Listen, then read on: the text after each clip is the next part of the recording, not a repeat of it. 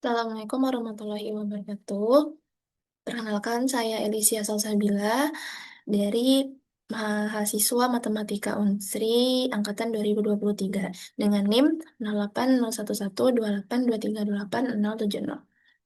Oke, di sini saya akan menjelaskan sebuah materi dari mata kuliah analisis real. Tentunya di sini saya akan membagikan layar untuk materi di PPT-nya. Oke.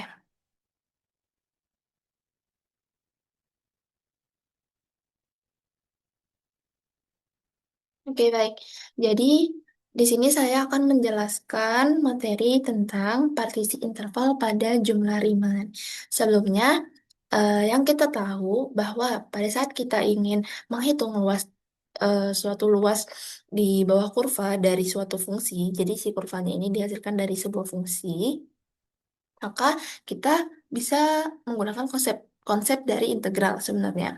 Tapi sebelum masuk ke konsep integral, kalau di sini kita Riemann ya. Jadi sebelum kita masuk di integral Riemann, maka kita harus paham terlebih dahulu pada jumlah Riemann ini. Nah, di dalam jumlah Riemann itu kita ada yang namanya partisi interval atau biasa disebut dengan subinterval. Nah, subinterval itu apa sih sebenarnya dan gunanya itu untuk apa? Itu yang akan dibahas pada eh, hari ini. Oke, sebelumnya di sini terdapat sebuah visual atau sebuah gambar apa namanya kurva ini kurva. Nah,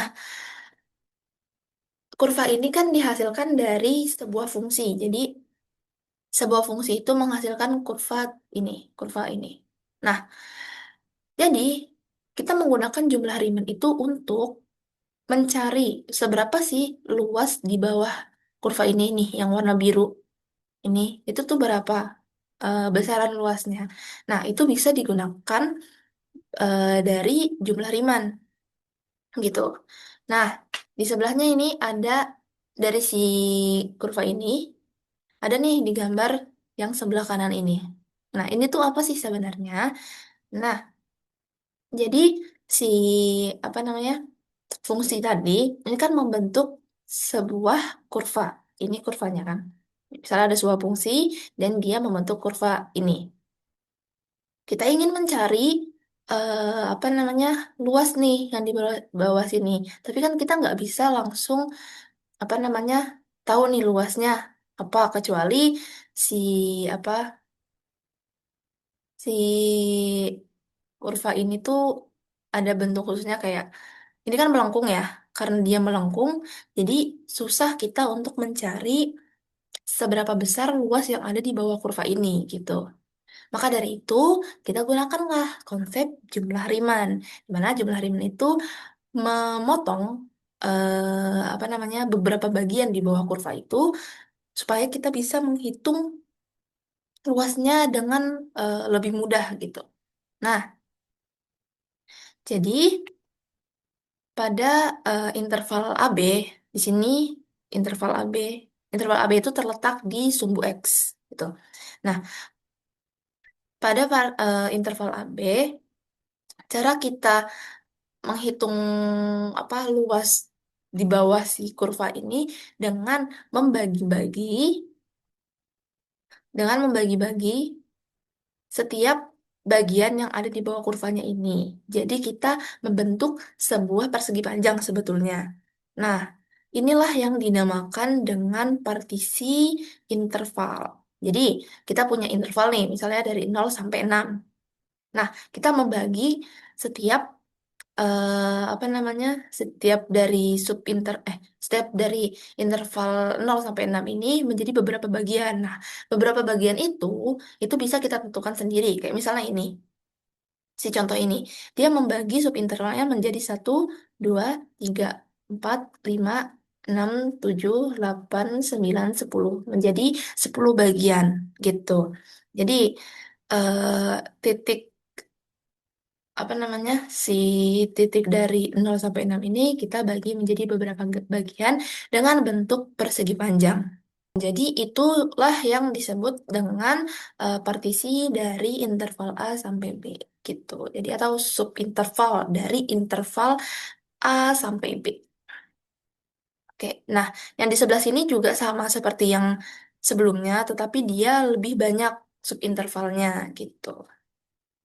Oke, selanjutnya ini ada penjelasan lebih lanjut lagi untuk partisi interval dari interval A sampai B.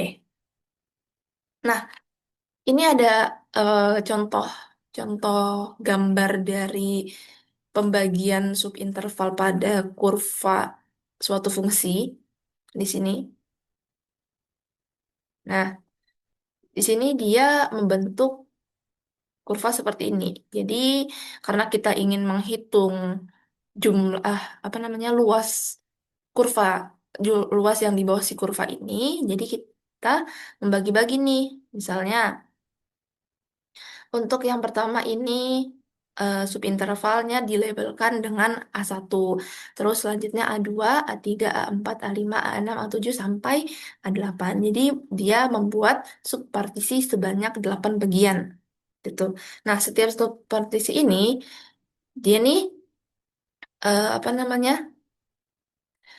Terdapat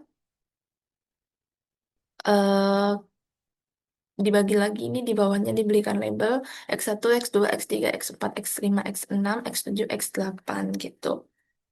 Nah,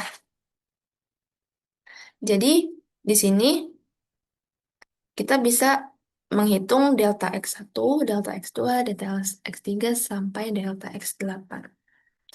Nah, ini terdapat penjelasannya. Misal terdapat titik A sama dengan X0 kurang dari X1, kurang dari X2 sampai Xn itu sama dengan B. Jadi ini tuh maksudnya dari interval A sampai B ini dia tuh memiliki X0 kurang dari X1, kurang dari X2, kurang dari Xn. Jadi semakin ke sini itu dia semakin berkurang gitu kan.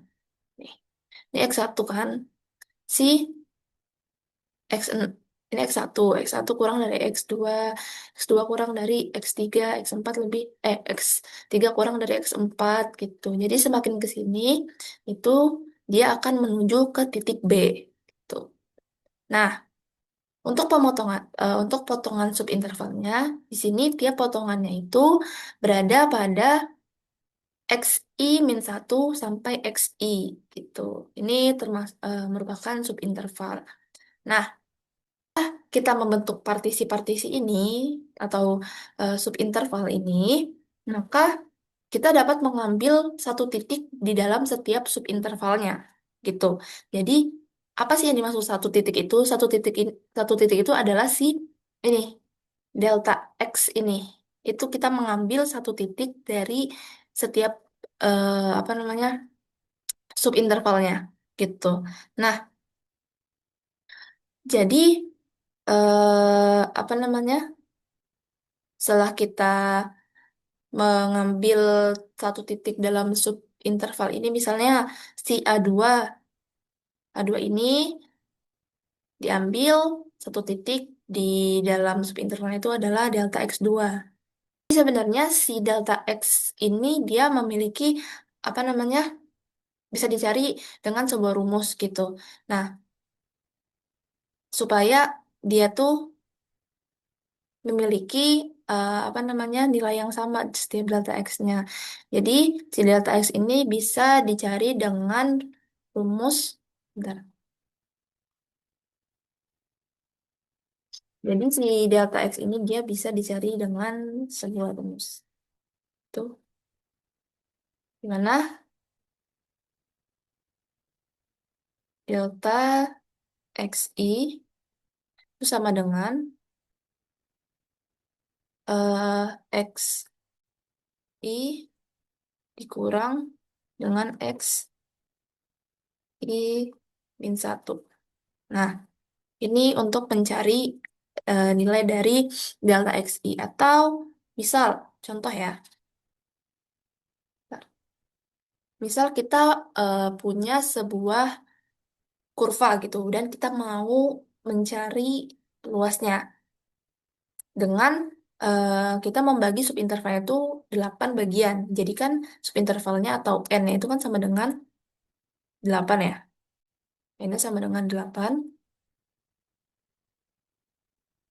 Dan kita ketahui lagi si intervalnya itu dari berapa sampai berapa gitu. Misal kita mau mencari si kurvanya itu adalah dari interval, misal dari interval -1 sampai 8. Nah, jadi si interval ini kan dia terletak pada sub X gitu kan. Nah, kita ingin membagi interval -1 sampai 8 ini menjadi 8 bagian. Nah, setelah itu kita kan akan mencari apa ya namanya? Tadi satu titik dari dalam subinterval itu. Nah, sebenarnya ini bisa dihitung dengan cara lain. Jadi, untuk delta XI, delta XI itu dia sama dengan ini sama dengan 8 dikurang dengan -1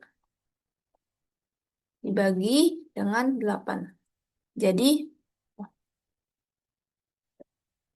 8 dikurang -1 dibagi dengan 8. Nah, jadi ini itu yang di atas ini itu adalah interval dari si kurvanya. Nih, interval di sini kan adalah -1 sampai 8. Sudah berarti kita apa namanya? Tulis di sini 8 atau B dikurang dengan A. Jadi 8 dikurang -1 per 8. 8 ini yang di bawah sini itu adalah nilai dari banyak subpartisi yang ingin kita buat gitu. Jadi kan sama dengan 8 ditambah 1, kita tulis saja langsung 9 per 8. Nah, jadi kita ketahui bahwa si ininya itu, si delta X ini, itu sama dengan 9 per 8. Gitu. Nah, setelah kita mendapatkan delta X ini, maka kita bisa masuk ke dalam ini. Tadi sudah ditulis.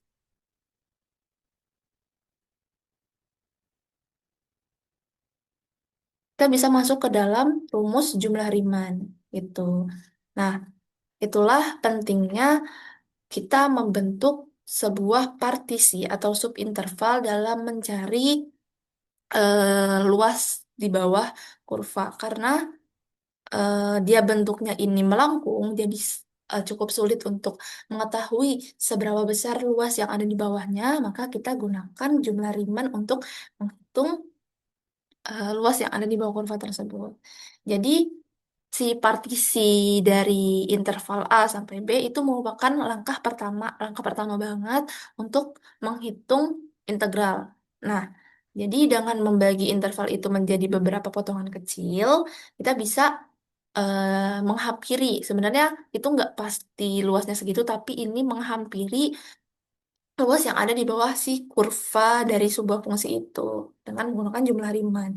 Ketika jumlah partisinya mendekati tak hingga atau jumlah partisinya tuh banyak banget, jadi kan kayak ini dia jumlah partisinya cuma 8. Nah, dia ini tuh errornya, error si luas yang di bawah kurvanya itu masih besar, tapi semakin dia partisinya itu menuju ke tak hingga, maka jumlah Riemann akan mendekati ke integral yang sesungguhnya gitu. Jadi artinya semakin banyak kita membuat subinterval, maka akan semakin kecil error dari jumlah apa namanya dari luas asli yang ada di bawah si kurva fungsi gitu. Oke, mungkin sekian saja penjelasan dari saya. Kurang lebihnya mohon maaf. Wassalamualaikum warahmatullahi wabarakatuh.